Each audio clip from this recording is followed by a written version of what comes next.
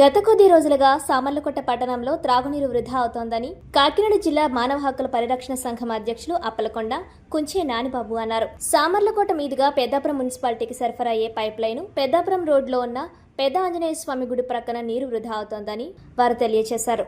అదేవిధంగా ప్రతిరోజు భారీగా లారీలు నిలిపివేయడంతో పైపులు పగిలిపోతున్నాయని, బయట వ్యర్థాలు పైప్ లైన్లో చేరడం వలన విలువైన త్రాగునీరు కలుషితమై ప్రజలు అనేక రోగాల బారిన పడుతున్నారని వాపోయారు. ఎండాకాలం సమీపిస్తుండగా పట్టణ ప్రజలకు త్రాగునీరు కొరత ఏర్పడే అవకాశం ఉందని, జలాలు వృధా అయితే ఎలా అంటూ పుర ప్రజలు వాపోతున్నారన్నారు. తక్షణమే మున్సిపల్ అధికారులు స్పందించి రిపేర్ చేయాలని జిల్లా మానవ హక్కుల పరిరక్షణ సంఘం అధ్యక్షులు నూతలపాటి అప్పలకొండ కుంచే నానిబాబు డిమాండ్ చేశారు.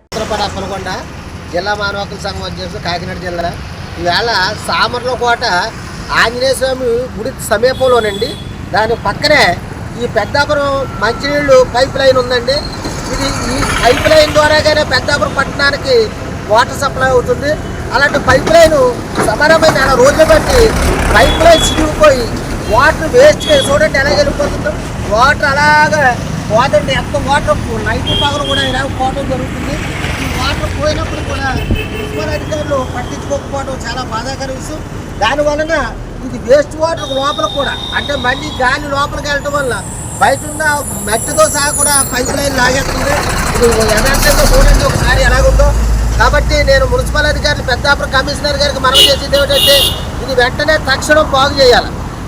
ఈ పైప్ లైన్ బాగు చేయకపోయినట్టయితే ఈ వాటర్ వేస్ట్ అవటం ప్రజలకు కాబట్టి చాలా ఇబ్బందులు పడతారు. తప్పనిసరిగా వెంటనే చర్య తీసుకుని పైప్ లైన్ బాగు చేసి స్వచ్ఛమైన మంచినీరు పెద్దాపురం పట్టణ ప్రజలకి అందించాలని మానవ హక్కుల సంఘం తరపున విజ్ఞప్తి చేస్తున్నాను. దీనికి మెయిన్ ఉద్దేశం ఏంటంటే, ఇక్కడ పెద్ద పెద్ద లారీలు అవుతున్నాయండి, పెద్ద లోడ్ లారీలు. ఈ లారీలు తొక్కేయటం వల్లే ఈ పైప్ లైన్ చితికిపోయిందని మేము భావిస్తున్నాము. ఎందుకంటే ఇక్కడ ఇంకొన్ని లారీలు ఎలాగున్నా పెద్ద పెద్ద లోడ్ లారీలు ఈ పొడుగుని పెట్టేయటం వల్ల ఇది పైప్ లైన్ చితికిపోయింది. అది కూడా పోలీసు వారు తక్షణం చర్య తీసుకుని ఈ పైప్ లైన్ వారిని ఈ బరువు అయినట్టు లారీలు ఆకుండా చూడాలని మేము విజ్ఞప్తి చేస్తున్నాం. ముందుగా నేను కమిషనర్ గారికి మరీ వేడుకునేది ఒకటే, ఈ వాటర్ పైప్ లైన్ బాగు చేయాలా, స్వచ్ఛమైన మంచినీళ్లు పెద్దాపురం పట్టణ ప్రజలకు అందించాలని.